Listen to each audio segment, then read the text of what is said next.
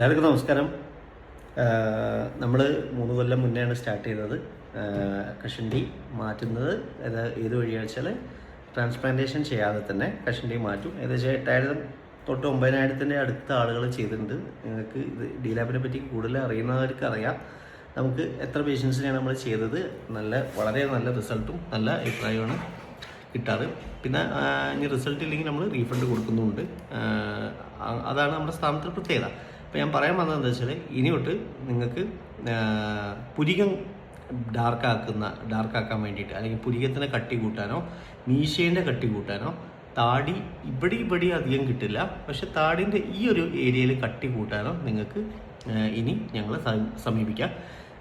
Stem cell activation treatment വഴി നമുക്ക് പുരികത്തിൻ്റെ കട്ടി അടിപൊളിയായിട്ട് കൂട്ടാൻ പറ്റും.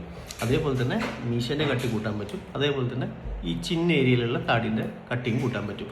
അപ്പോൾ താല്പര്യമുള്ളവർക്ക് വന്നിട്ട് ആ ട്രീറ്റ്മെൻറ്റ് എടുക്കാം. അതിന് വലിയ കോസ്റ്റ് ഒന്നുമില്ല. ഏകദേശം പുരികയാണെങ്കിൽ ഓൾമോസ്റ്റ് 3,000 to 5,000 റുപ്പീസിൻ്റെ റേഞ്ചിൽ വരും ഒരു സെഷൻ. ചിലപ്പോൾ ഒരു സെഷൻ മതിയാവും, ചിലപ്പോൾ 2 സെഷൻ വേണ്ടി വരും. ഡിപ്പെൻസ്, അത് ആൾക്കാരനുസരിച്ച് ഡിപ്പെൻഡ് ചെയ്യും.